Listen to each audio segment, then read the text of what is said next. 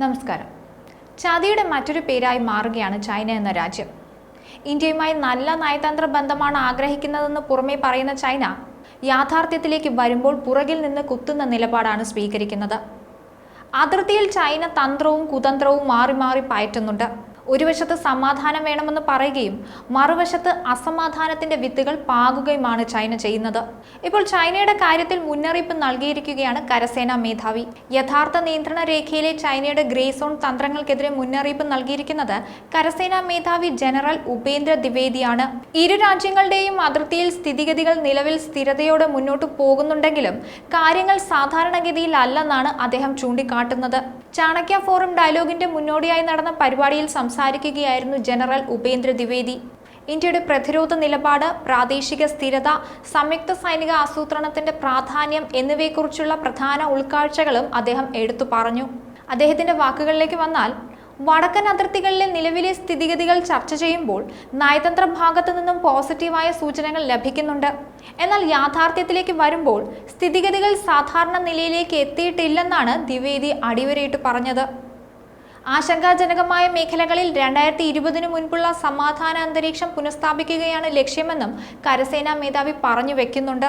Zone യുദ്ധ സാഹചര്യം എന്നത് ആധുനിക കാലഘട്ടത്തിൽ ചൈന നിരന്തരം തുടർന്നുകൊണ്ടിരിക്കുന്ന സംഘടനകളാണ്. കാർഗിൽ, ഗാൽവൻ, ഡോക്ലാം എന്നിവ ഇതിനുദാഹരണങ്ങളാണ്. വെല്ലുവിളികളെ ഫലപ്രദമായി നേരിടാൻ സൈന്യത്തിന് എല്ലാ തലത്തിലുമുള്ള ഏകീകൃത മനോഭാവം ആവശ്യമാണെന്നും അദ്ദേഹം സൂചിപ്പിക്കുന്നുണ്ട്. ഇനി എന്താണ് ഗ്രേ സോൺ തന്ത്രമെന്ന് ചോദിച്ചാൽ, ഗ്രേ സോൺ സമാധാനത്തിനും യുദ്ധത്തിനും ഇടയിലാണെന്ന് പറയാം. സൈനികേതര മനുഷ്യപ്രവർത്തനമാണെന്നും പറയാറുണ്ട്. ഉഭയകക്ഷി ബന്ധം മെച്ചപ്പെടുത്തുന്നതിന് അനുകൂല സാഹചര്യങ്ങൾ ഒരുക്കാനും യോജിച്ച് പ്രവർത്തിക്കാനും തയ്യാറാണെന്നൊക്കെ ചൈന നേരത്തെ അറിയിച്ചിരുന്നു. അതിർത്തി സംബന്ധമായി ചൈനയുമായുള്ള പ്രശ്നങ്ങളിൽ 75% പരിഹരിക്കപ്പെട്ടു എന്നാണ് പറഞ്ഞിരുന്നത്. ഇത് ശരിവെക്കുന്ന രീതിയിലായിരുന്നു ചൈനയുടെ പ്രസ്താവനയും. എന്നാൽ വാക്കൊന്ന് പ്രവൃത്തി മറ്റൊന്ന് എന്ന രീതിയിലാണ് ചൈനയുടെ പോക്ക്. 2020 ഒന്നിലധികം കരാറുകളുടെ ലംഘനമാണ് ചൈന നടത്തിയത്. യഥാർത്ഥ നിയന്ത്രണ രേഖയിലേക്ക് നിരവധി ചൈനീസ് സൈനികർ എത്തിയിരുന്നു. ഇതിന് മറുപടിയായി ഇന്ത്യയും സൈനികരെ അവിടേക്ക് മാറ്റേണ്ടതായി വന്നു. ഇന്ത്യൻ സംസ്ഥാനമായ അരുണാചൽ പ്രദേശിന്റെ വികസന പ്രവർത്തനങ്ങൾ ചൈനയെ വല്ലാതെ പ്രകോപിപ്പിക്കുന്നുണ്ട്.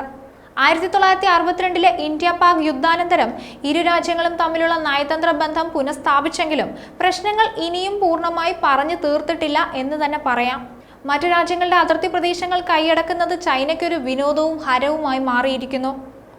ഇന്ത്യയുടെ അതിർത്തി പ്രദേശങ്ങളിൽ ചൈന അവകാശവാദം ഉന്നയിക്കാൻ തുടങ്ങിയിട്ട് ദശാബ്ദങ്ങൾ തന്നെ കഴിഞ്ഞിരിക്കുന്നു.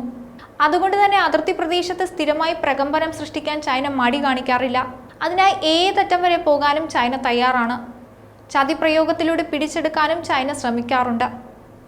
ഇന്ത്യയുടെ മറ്റയൽ രാജ്യങ്ങളായ പാകിസ്ഥാൻ, ശ്രീലങ്ക, മാലദ്വീപ്, ബംഗ്ലാദേശ് എന്നീ രാജ്യങ്ങളുമായി ചൈന കാണിക്കുന്ന സൗഹൃദം സംശയ കണ്ണോട് കൂടിയേ നോക്കിക്കാണാൻ സാധിക്കൂ. എന്തായാലും ഓന്തിനേക്കാൾ വേഗത്തിൽ നിറം മാറുന്ന ചൈനയെ ഒന്ന് സൂക്ഷിക്കുന്നത് നന്നായിരിക്കും.